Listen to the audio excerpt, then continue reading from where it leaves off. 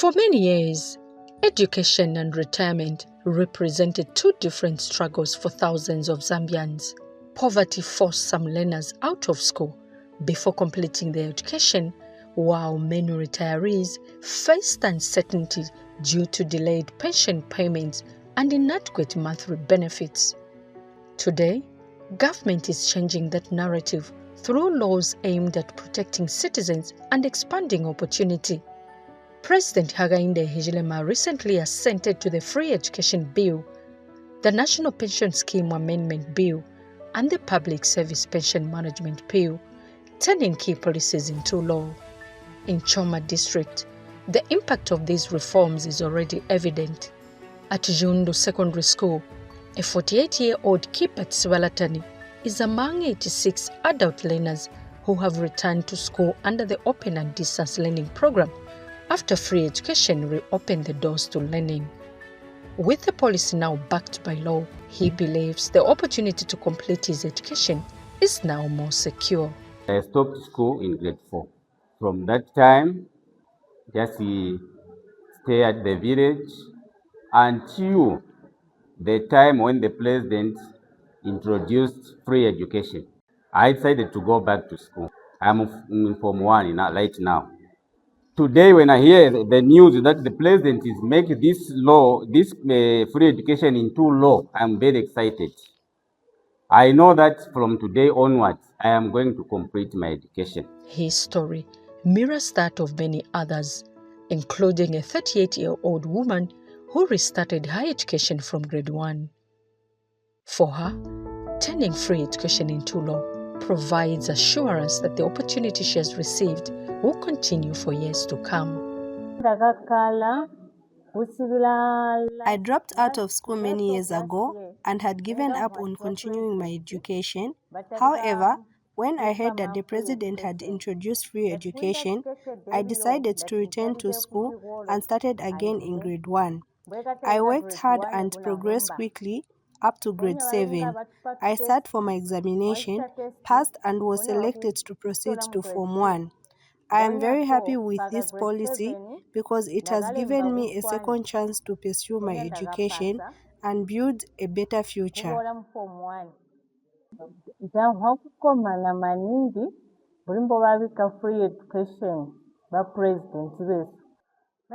For me, I dropped out of school in grade 7. Fortunately, when President Hakainde Hichilema came into office, he introduced free education, which gave me an opportunity to return to school. At that time, I could neither read nor write. I could not even read a text message and had to rely on my children to read messages for me. I went back to school and started again in grade 1. Through hard work and determination, I learned how to read and write.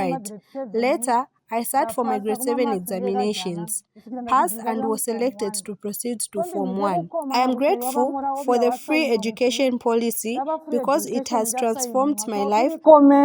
School authorities at Jundu Secondary School point to growing enrollment figures as evidence of the impact of free education, with more children, youths and adults returning to the classroom in pursuit of learning opportunities. Before the introduction of free education, our total enrollment was 450 learners. Enrollment has gone up to 780 currently. The ODL classes, the open and distance learning class that we have, these are the people who had stopped school a long time ago.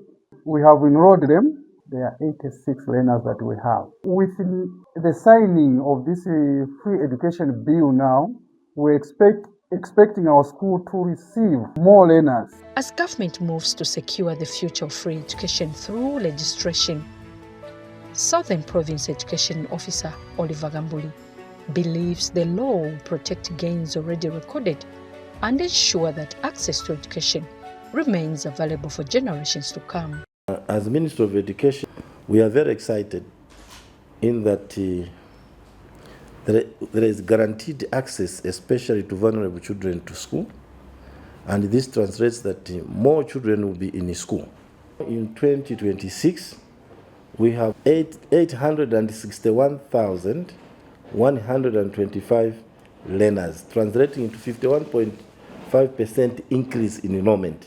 This is a clear indicator that when now this is long, the benefit cannot be overemphasized. There is also a positive response to right to education by children. So now that is law, the right to education of children has been responded positively.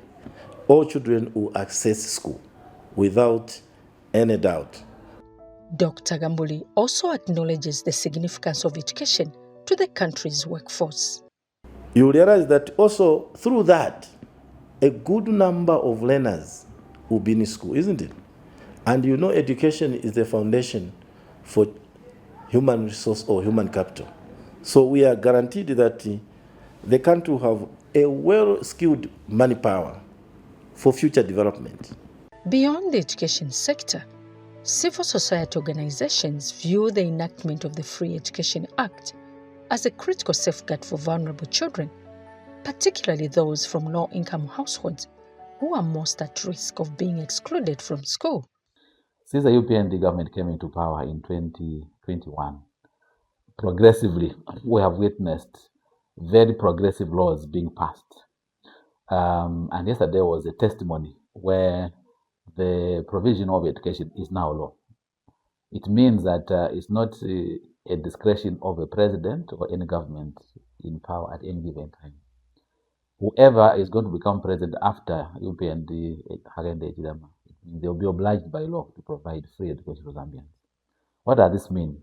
It means that the millions of children who otherwise would have been on the street will now be guaranteed by law that they'll be in school. What does it mean to a poor citizen? It means that even when you are not able to afford to pay for your child in school, the law provides that your child will have government support to ensure that they can access quality education. The legislation has also drawn praise from disability rights advocates who view it as an important step towards promoting equal access to education for all learners, regardless of their circumstances. Persons with disabilities benefit from the free education program. If free education now has become law, it means that even when this government which introduced free education is out of power, it will remain even for future generations to benefit. Something which I don't see any other government that would come and seek to reverse this one. Parents have also welcomed the move, describing it as a relief that has eased the burden of meeting school-related costs and expanded opportunities for their children. I wish to appreciate the President for his courage and determination from the time he came into power, having worked hard to ensure that the free education policy is made into reality. And now it has been made into a law that cannot be manipulated by anyone who just wishes to oppose or who doesn't like the president naturally. Free education is going to help us parents to save more money into our pockets. That which we are supposed to pay as school fees now is going to get back to us. It's a double benefit for us. While classrooms are filling up with learners pursuing new opportunities, retirees are also embracing reforms aimed at improving their welfare. For many pensioners, retirement was often marked by long waits for benefits and monthly payments that struggled to meet basic needs. Among them is Patrick Kamunu, who retired in 2012 and spent years waiting for his retirement package. The new pension laws have renewed confidence among many retired workers who believe their welfare is finally receiving the attention it deserves. This pension bill that has been ascended to will keep retirees to live even longer after retirement. Why? Because they have something to look to. Say now, at the end of the month, I'll be able to do this, I'll be able to do this. Previously, we were being sent to death because money was not coming on time. I still remember when I retired. It took me 7 years before I could receive my money. But then the money that remained, pension-related funds, for the past that was about 12 years, I couldn't receive it. I received it after UPND ascended to power 2021, then 2022, January, February, I was given all the allowance-related pension money. For retirees such as Pethia Silunga, who once survived on a monthly pension of just 900 kwacha, the reforms signal hope for a more dignified life after years of public service. Since then, when I retired, the small package that I was receiving was 970, which was not enough to sustain myself. Then this plus which has come, it is a plus in our lives, because usually when one retires, is counted as dead and buried. But for this government to consider those that retired to be receiving such an amount of money is a plus in our lives. All the retirees that will get this message or that are getting this message are appreciating so much to the government on what they are doing, because we are equally covered on what other people are being assisted by the government. The pension reforms have also attracted support from disability rights groups who believe stronger social protection measures will improve the welfare of many vulnerable citizens. We do have a lot of our members who have served government for some time now. But when it is law that they are supposed to have these partial withdrawals, then I do think it is something that is very, very welcome. It is something that will really help our community to also protect our members, because mostly persons with disabilities are subjected to a number of challenges. So if everyone else has been complaining about maybe delayed payment of their pension, then to persons with disabilities, this has really been more of a disadvantage to us because of various barriers and challenges that we face as persons with disabilities. So we feel now we are being cared for. In fact, before I thought of anyone else, I really thought like the president and the parliamentarians on this one. Maybe they looked at persons with disabilities.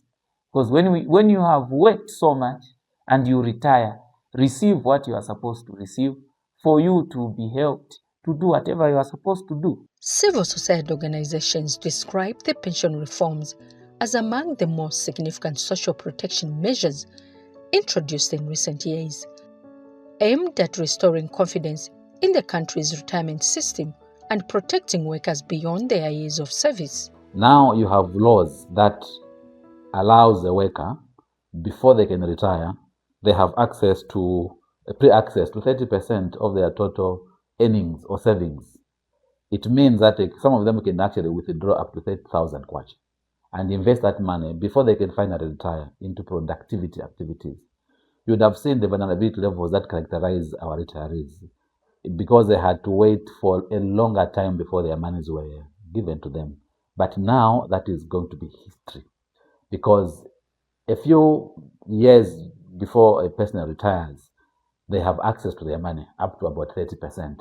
It means they can even invest their money into production before they finally retire. And this is how we are going to close the vulnerability route that consigned many of the retirees whose monies were not paid early enough. And these were basically prescribed as destitutes because they had to wait for their money. Some of them died even before their money came.